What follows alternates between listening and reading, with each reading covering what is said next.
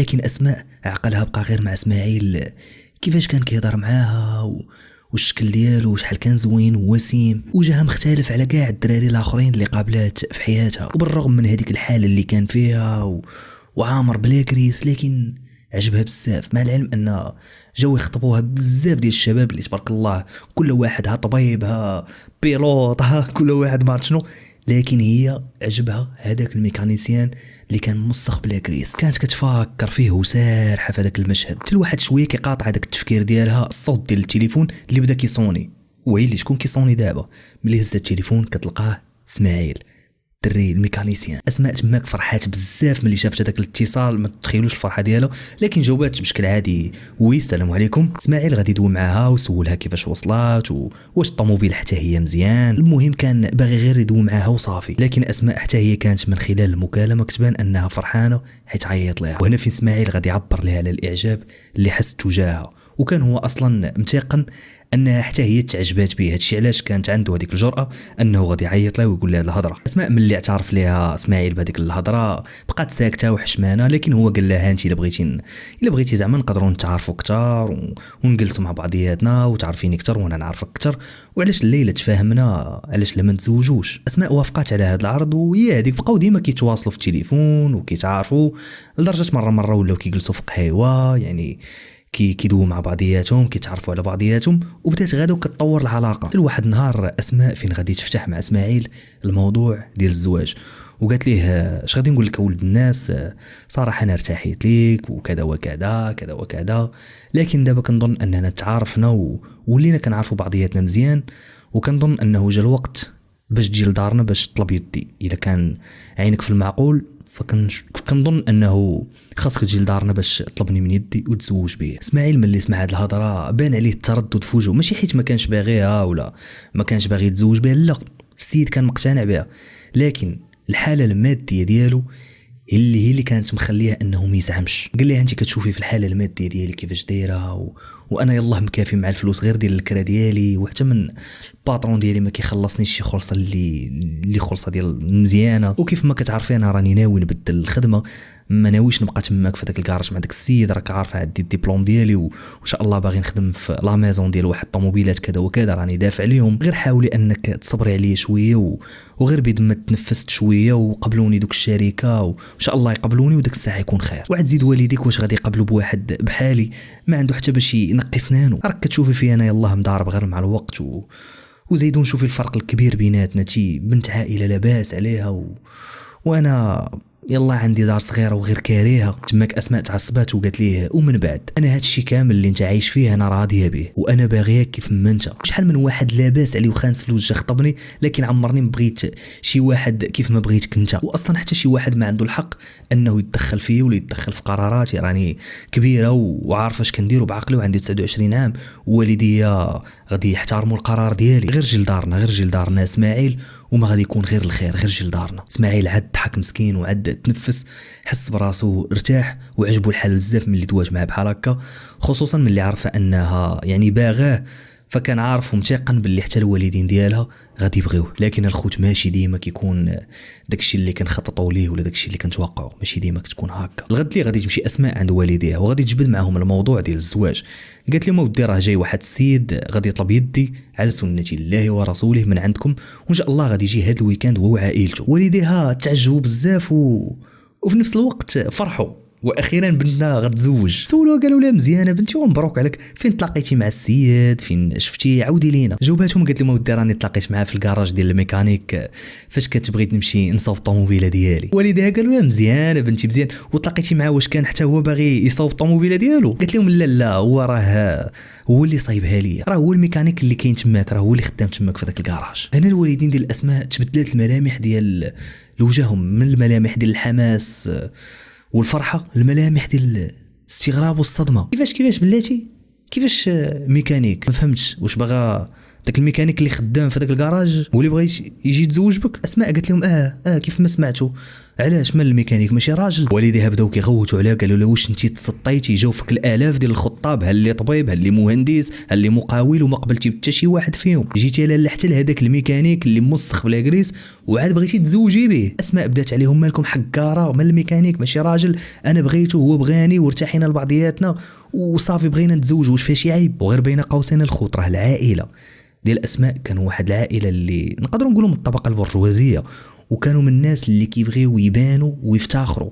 كنظن كتعرفوا هاد النوع ديال العائلات يعني عطاهم الله، وهذا الشيء علاش كانوا ديما كيقلبوا على الراجل اللي غادي يكون من نفس الطبقه الماديه ديالهم او لا اكثر باش يتناسبوا معاه. داكشي باش الوالدين ديال اسماء ما تسرطاتش ليهم هاد القضيه نهائيا، ورفضوا رفضا قاطعا. قالوا لها نهائيا ما غاديش تحلمي بهذا الزواج، غير نساي هذا الشيء راه ما عمره ما غيكون. حنا بنتي راه كنعرفوا مصلحتك وبغينا لك شي راجل اللي ما يعذبكش في حياتك وما يتكرفصش عليك. حنا لا مشينا احتمتنا ومول الامانه دا امانته، راه خاصك بنتي شي راجل اللي يكون قاري وواعي واللي غادي يسير هذه المشاريع ويزيد بها للقدام. اسماء ما عجباش الحال، قالت لهم لا راه السيد قاري وعنده الدبلومات ديالو، راه غير مسكين ديباني بديك الخدمه ديال الميكانيسيان، علاش نتوما كتحقروا بنادم بحال هكا؟ اسماء ما عجباش نهائيا القرار ديال والديها ودخلت معاهم في واحد المناقشه اللي صعيبه. قالت لهم انا عندي 29 عام وانتم كتحكموا لي في حياتي وباغيين تزوجوني لمن بغيتوا بحالي، لا انتم اللي غادي تسكنوا معاه ولا كيهمكم غير المظاهر، ما كنهمكمش انا. من بعد هذا النقاش اسماء دخلت لبيتها وسدات عليها غضبانه. بقات هكاك الايام ودخلت في اكتئاب حاد، ما بقاتش كتخرج من بيتها، وكانوا اصلا والديها منعوها حتى بالهضره مع هذاك الولد نهائيا. وكانت الصراحه هذه اول مره ليهم يرفضوا لها شي حاجه ولا يمنعوها من شي حاجه. غادي يجي عند ابوها وغادي يقول لها انا بنتي هاد المره اللي غادي نختار لك العريس المناسب، اما هاد الفشوش الخاوي اللي كديري علينا انا راني عييت منه. ابوها غادي يحيد لها الطوموبيل اللي كان شاري لها باش ما تلقاش السبه باش تلاقى مع اسماعيل، وحتى من المصروف اللي كان كل مره كيعطيها الزباله د الفلوس ولا دابا كيعطيها داك الشيء لحد في القد. اسماء هنا ما كانش عندها اخر من غير انها غادي تطيع والديها وتسمع كلامهم. لكن واش نسات اسماعيل ولا مازال مفكراه؟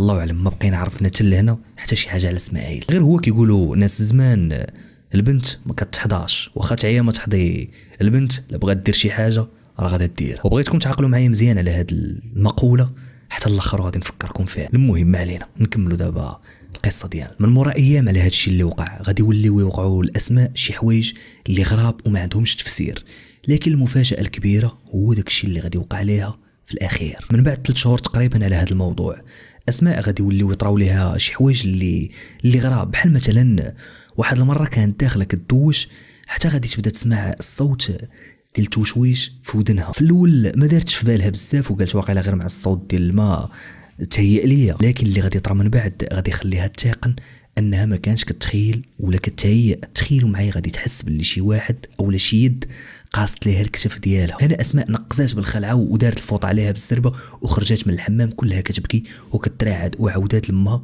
هادشي اللي وقع ليها لداخل. امها بطبيعه الحال ما تيقاتش في البدايه وقالت لها واش بديتي عاوتاني بداك اللعب ديالك؟ غير سمعتي باك باغي يزوجك وخذ القرار بغيتي ديري لنا خاوي في عامره. باها غادي يساق الخبار لهاد القضيه اللي وقعت الاسماء، لكن ما داهاش فيها وتحلف عليها. قال لها والله لا كانت لك هاد المره، شحال ما طرتي ولا نزلتي هاد العريس هذا انا اللي غنختارو لك وانا اللي غنزوجك. وغير وجدي راسك مزيان، وجدي راسك للسيمانه الجايه، راه السيمانه الجايه جايين الخطاب والسيد راه صاحبي من عائله اللي كبيره وراه غادي يزوجك ان شاء الله لولده. غير هو هاد المره غادي نبغيك تقادي وتلبسي احسن ما عندك، وعندك عاوتاني يسخن عليك الراس وديري لينا شي شوهه. هاد الولد هذا راه غادي يليق بك وهو اللي غادي يرفع من شانك. اسماء بقات كتحلف وكتقول لهم راني ما كنكذبش عليكم، راني بصح كندوي معكم بصح على داكشي اللي كيوقع ليا. علاش ما بغيتوش تيقوني؟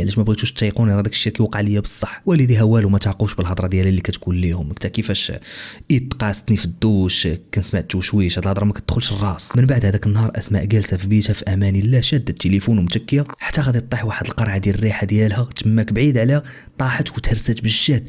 ديك الريحه تشتتات يعني ورجعات اطراف صغار بحال الا قلتي شي واحد هزه وخبطها بالجهد مع الارض تشتتات. اسماء قفزات من بلاصتها وبدات كتعيط لامها بطريقه اللي هستيريه وكتبكي. امها فاش دخلت لبيتها وشافت هذيك القرعه مهرسه صدمات وسولاتها باستغراب، قلت لها مالت القرعه مفرشخه علاش هرستيها؟ اسماء بدات كتحلف وكتقول لها راني كنت متكيه ماما في فراشي وراه طاحت بوحده شي واحد حركه ما عرفتش انا هذا الشيء اللي كيطرى ليا، وبدات كتخوت. هنا امها في الحقيقه بداو كيدخلوا هاد التناوي وتخلعات، لكن ما بغاتش تبين لبنتها. حدا قالت لها صافي جمعي هاد الدجاج، راه تقدري غير تكوني فاش استعملتي الريحه حطيتيها في القنت وغتكون طاحت وصافي ما ديرش في بالك. داكشي نيت اللي كان اسماء ناضت وجمعت هذاك الدجاج اللي مهرس صافي وداز هذاك النهار. راك لي دابا الغد ليه فهاديك الليله نيت اللي نعسات فيها الغد ليه ملي فاقت في الصباح غادي تلقى المانطه ديالها اللي كانت مغطيه بها لقاتها محيده وحده الباب تماك بعيده بواحد المسافه اللي كبيره، يعني وكأن شي واحد جا حيد لها المانطه وداها لها حلها، وكأن هذا اللي حيدها لها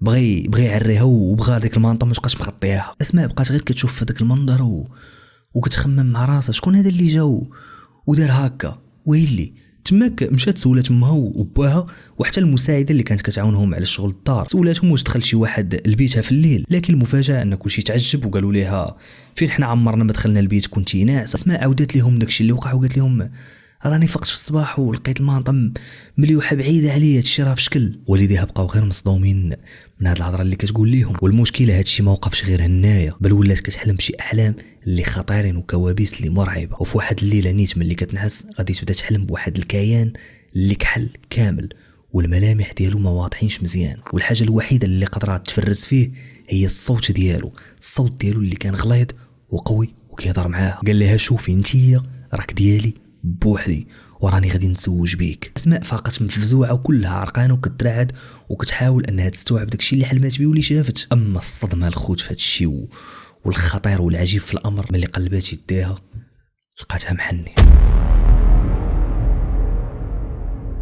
طبيعة الحال من وراء هادشي اسماء غادي تعاود لوالديها هادشي كامل اللي وقع ليها وغادي توريهم حتى الحنه اللي في يديها. انا هاد المره صافي والديها اخذوا الامر بجديه، لان هادشي بدا كيتطور وبداو كيتخلعوا بزاف على بنتهم. اول حاجه فكروا يديروها هي غادي يديوها لشي فقيه من هادوك الفقهاء اللي كيعرف باها اللي كانوا كيخدموا ليه الحجابات ديال القبول وداكشي ديال المحلات. الاول اسماء رفضات هاد الفكره تماما وقالت لهم هادشي حرام نمشيو عند دوك السحاره والمشعوذين، هادشي راه شرك. لكن والديها بزوا عليها وداوها صحه. اما العجيب في الامر ملي داوها عند داك الفقيه اللي كيعرف باها، الفقيه قال لهم راه بنتكم ما عندها والو وما عندكم مناش تخافوا، راه كنظن غير عيانه شويه وصافي. باها قال لي لا ودي الفقيه راه هاكين شنو كيوقع لها وشوف هاد الحنه اللي في يديها. تماك في الفقيه شد فلاحيته وبقى كيخمم قال لهم واقيلا الضربه ديال الجن العاشق هذا واقيلا ضربته هادي. المهم هاكو هاد البخور طلقوه ليها في بيتها وهاد الحجاب هذا ديروه ليها من تحت المخده فين كتنعس. الاب ديالها غادي يشكروا بزاف ودور معاه تدويره اللي صحيحه